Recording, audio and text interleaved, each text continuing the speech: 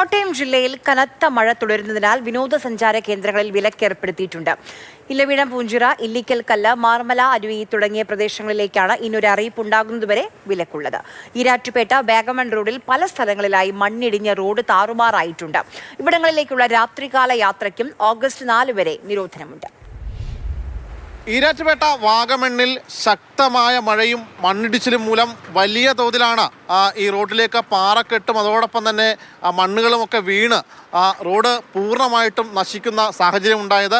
പലയിടത്തും വലിയ തോതിൽ നാശനഷ്ടം ഉണ്ടായിട്ടുണ്ട്. തീക്കോയി പഞ്ചായത്തടക്കം ഒരു റോഡ് പൂർണ്ണമായിട്ടും ഇല്ലാതാകുന്ന ഒരു സാഹചര്യം ഉണ്ടായി. അങ്ങനെ ഒരു കരയ്ക്കപ്പുറത്തേക്ക് നിരവധി ആളുകൾ പെട്ടുപോകുന്ന സാഹചര്യം ഉണ്ടായിട്ടുണ്ട്. ഈ വാഗമണ്ണിലേക്ക് നിരവധിയായിട്ടുള്ള ടൂറിസ്റ്റുകൾ എത്തുന്ന ഇടമാണ്. ഈ വാഗമണ്ണിലേക്കുള്ള റോഡ് പല ഇടത്തായിട്ട് മണ്ണിടിച്ചിലുണ്ടായി, വലിയ വലിയ പാറകൾ വീണ് സഞ്ചാരയോഗ്യമല്ലാത്ത ഒരു സാഹചര്യമാണ് ഉണ്ടായിരുന്നത്. ഇക്കഴിഞ്ഞ ദിവസം രാവിലെയോടുകൂടി JCB എത്തിച്ചാണ് ഇവിടെ റോഡ് അല്പമെങ്കിലും വാഹനങ്ങൾ പോകാൻ പറ്റുന്ന രീതിയിലേക്ക് മാറ്റിയത്. പക്ഷേ എല്ലാ വാഹനങ്ങൾക്കും പോകാൻ പറ്റുന്ന ഒരു സാഹചര്യം നിലവിലില്ല. പലയിടത്തും റോഡുകൾ ഇടിഞ്ഞ ഒരു അവസ്ഥയാണുള്ളത്. അതുകൊണ്ട് തന്നെ 3 ദിവസത്തേക്ക് ഈ വാഗമൺ അടച്ചിടുന്ന ഒരു നിലയിലേക്കാണ് കാര്യങ്ങൾ പോയിരിക്കുന്നത്. ജില്ലാ കളക്ടർ വാഗമണിലേക്കുള്ള ടൂറിസ്റ്റുകളുടെ, വിനോദസഞ്ചാരികളുടെ യാത്ര നിരോധിച്ചിട്ടുണ്ട്. ശക്തമായ മഴയാണ് ഈ വാഗമൺ മേഖലയിലും അതോടൊപ്പം തന്നെ ഈരാറ്റുപേട്ടയിലടക്കം ഒരുപക്ഷെ ഈ കഴിഞ്ഞ ദിവസം ഉണ്ടായത്.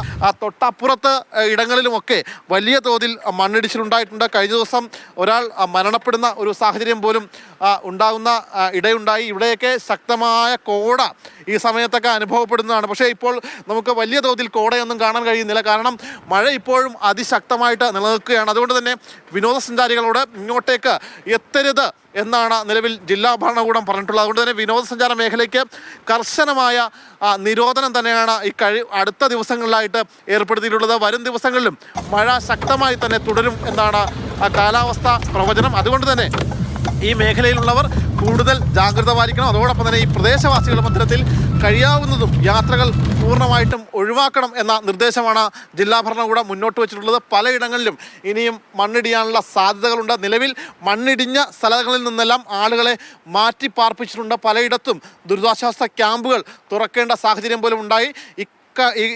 ഇത്രയും വലിയ മഴ ഒരുപക്ഷെ ഈ സമീപകാലത്ത് ഈരാറ്റുപേട്ടയിൽ ആദ്യമായിട്ടാണ് ഇത്രയധികം മഴ ഉണ്ടാകുന്നത് എന്നാണ് നാട്ടുകാരുൾപ്പെടെ വ്യക്തമാക്കുന്നത്. സുജയ് എഡ്വേർഡിനൊപ്പം ശ്യാമപ്രസാദ് ഉത്തമൻ, മാതൃഭൂമി ന്യൂസ്, കോട്ടയം.